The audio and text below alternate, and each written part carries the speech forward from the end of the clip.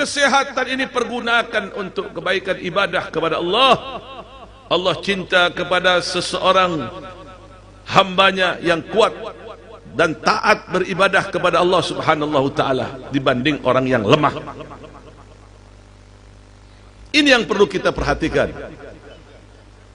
Dari kenikmatan sehat saja tidak tertandingi. Berapa banyak orang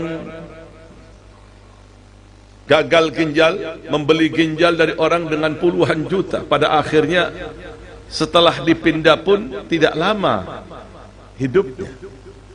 Ini yang diberikan kesehatan oleh Allah Ta'ala.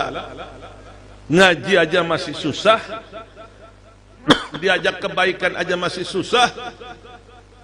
Sebelum itu terjadi, kita kembali kepada Allah Subhanahu Ta'ala yang telah memberikan segalanya kepada kita.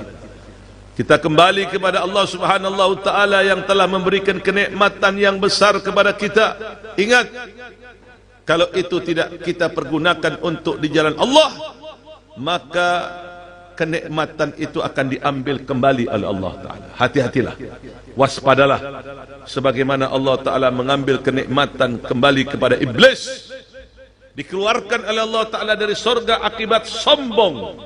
Sampai sekarang iblis itu berkelana di mana tempat menggoda anak turunan Adam dengan penuh kedendaman hati. Iblis mengatakan, ya Allah, gara-gara Adam kau keluarkan dari surga.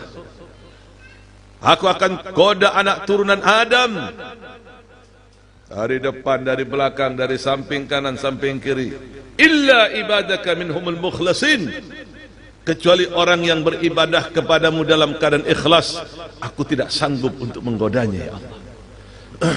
Lihat bagaimanakah kesombongan yang melekat di dalam hati iblis, yang dipenuhi dengan rasa egois yang tinggi, menyebabkan iblis dikeluarkan dari surga, diambil kembali fasilitas-fasilitas yang Allah Ta'ala berikan kepada iblis. Dan itu bisa terjadi pada diri kita kalau kita mau mencoba membuat kesalahan kepada Allah. Berhati-hatilah.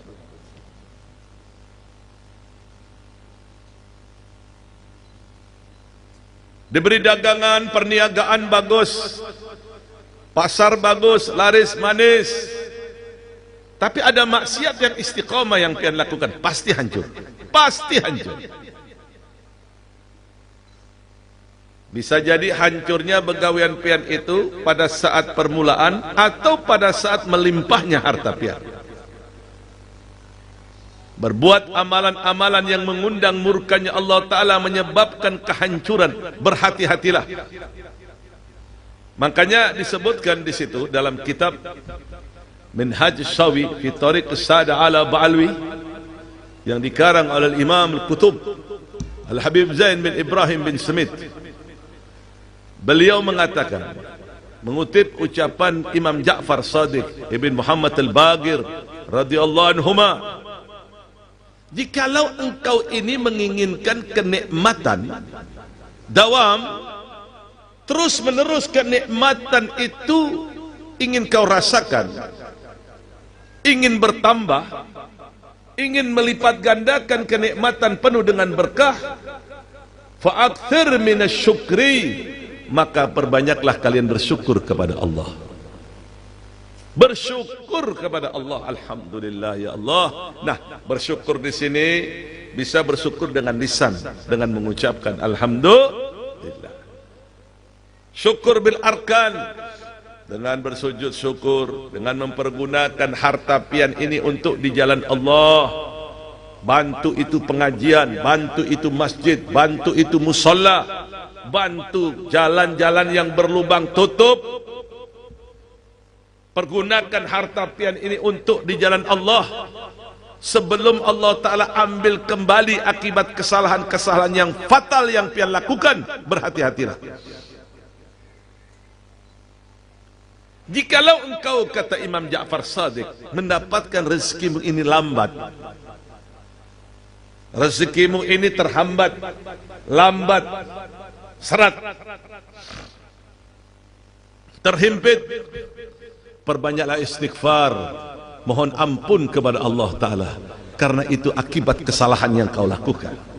Perbanyak astaghfirullahaladzim, astaghfirullahaladzim, astaghfirullahaladzim, astaghfirullahaladzim, astaghfirullahaladzim, astaghfirullahaladzim, astaghfirullahaladzim. Mohon ampun kepada Allah, maka Allah Ta'ala akan datangkan itu rezeki, Allah Ta'ala akan datang bantuan, Allah Ta'ala akan datangkan bantuan dari satu arah yang pian tidak ketahuinya. Jangan silau dengan dunia ini. Apa yang ada disyukuri. Kalau nurutin kurang saja. Sudah dapat untung 5 juta, mau 6 juta. Sudah dikasih 6 juta, mau 10 juta. Manusia ini tidak akan pernah cukup kecuali ia telah masuk ke liang kubur, baru selesai semuanya. Kalau ingin bertambah itu rezeki, jangan bakhil-bakhil, pergunakan untuk di jalan Allah. Pergunakan pada saat pian pergunakan sebagai bentuk tasyakuran pian kepada Allah. Allah berjanji akan melipat gandakan rezeki terhadap diri pian. La in syakartum la azidannakum.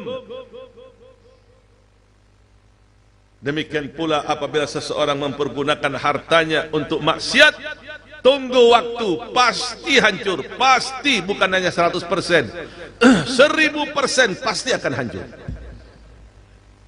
Waspadalah, berhati-hatilah. Inna rabbaka labil mirsad. Tuhanmu Allah subhanahu wa ta'ala ini maha mengawasi gerak-gerikmu, maha mengetahui setiap langkah yang kau lakukan, setiap keputusan yang kau ambil. Allah subhanallah ta'ala Tuhan kita seberataan maha mengetahui apa yang akan terjadi pada diri kita. Mudah-mudahan Allah ampuni seberataan dosa-dosa kita. Amin ya rabbal amin, amin ya rabbal alamin. Kemudian bulan Muharram ini adalah bulan mulia. Mari kita mulai sucikan hati, kuatkan niat, hijrahkan diri menuju ridha Allah subhanahu ta'ala. Adakan perubahan-perubahan yang positif pada diri kita. Karena orang yang beruntung ini adalah orang yang lebih baik perbuatannya dari hari kemarin, dari tahun kemarin. Man kana yawmu khairan min amsi fahuwa rabih.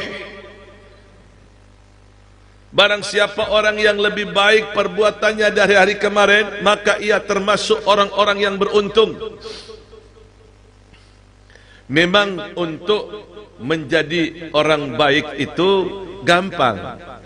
Yang paling susah itu menebarkan kebaikan. Gampang susah. Pada saat pian mau berubah, mendapatkan ujian-ujian di dalamnya, pian harus merasakan pahitnya dalam proses perubahan, harus menelan pahitnya perubahan-perubahan pada diri pian. Pada tahun baru Islam ini kita harus rubah diri kita dengan memperbanyak istighfar.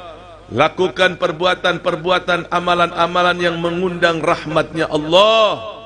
Perubahan pada diri kita dituntut sebelum siksa yang akan kita dapatkan kelak di alam akhirat. Tahun baru Hijriah ini tidak sama dengan tahun baru Masehi. Mereka pada saat tahun baru Masehi melakukan dosa, terutama umat Nabi Muhammad. Yang paling banyak dilakukan dosa dari umat Nabi Muhammad itu terjadi pada tahun baru Masehi. Lihat itu Bali, penuh hotel pada tahun baru Masehi. Lihat tempat-tempat maksiat penuh pada tahun baru Masehi. Masjid yang agak kosong dimeriahkan dengan musik-musik. Tidak jarang maksiat dilakukan, bahkan sanggup mengeluarkan uang puluhan juta demi mengikuti menurutin hawa nafsunya. tahun baru Islam tidak dimulai dengan demikian, melainkan dengan doa, dengan bermunajah, memohon ampun kepada Allah, dengan perubahan-perubahan pada diri kita, dengan penuh kesabaran, mohon kepada Allah Subhanahu Taala agar Allah Taala berikan rahmat wal barakat. Mohon kepada Allah Subhanahu Taala dalam menghadapi tahun 1447 Hijriah ini, mendapatkan keridhaan dari Allah, dijauhkan, dijaga dari maksiat, dijadikan istiqamah oleh Allah Ta'ala dari berbagai macam ibadah kepada Allah. Mohon kepada Allah. Tanpa permohonan kepada Allah kekuatan, ibadah seseorang akan sifar.